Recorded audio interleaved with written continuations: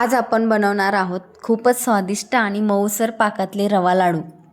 इथे मी 3 वाट्या रवा घेतलेला आहे। त्यामध्ये पाऊण वाटी तूप थोडे थोडे घालून मंद आचेवर रवा भाजून घ्यावा। खमंग असा रवा भाजल्यानंतर तो एका प्लेटमध्ये काढून त्याच कढाईमध्ये अर्धी वाटी बेसन घेऊन त्यामध्ये थोडंसं तूप घालून खरपूस असे भाजून काढून घेतले। नंतर त्याच कढाईमध्ये 2 वाट्या साखर 1 वाटी पाणी घालून पाक तयार करण्यास ठेवले। साखर विरघळल्यानंतर त्यामध्ये थोडेसे दूध घातले, कारण साखरेमध्ये जी घाण असते ती वरती यावी। वरती आल्यानंतर ती घाण काढून घेतली।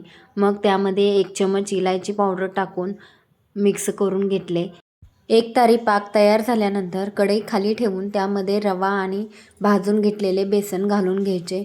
थोडे थोडे करून मिक्स करायचे आणि प्लेट झाकून ठेवायचे। पुन्हा 5 मिनिटांनी मिक्स करून घ्यायचे आणि पुन्हा झाकून ठेवायचे। मिश्रण घट्ट झाल्यास हव्या त्या आकाराचे लाडू बांधून घ्यायचे। मग बघा, आपले मऊ स्वादिष्ट पाकातले लाडू तयार आहेत। ज्यांना रव्याचे लाडू आवडत नाहीत त्यांनी अशा पद्धतीने एकदा लाडू करून पहा, नक्की आवडतील। आवडल्यास एक लाईक करायला विसरू नका।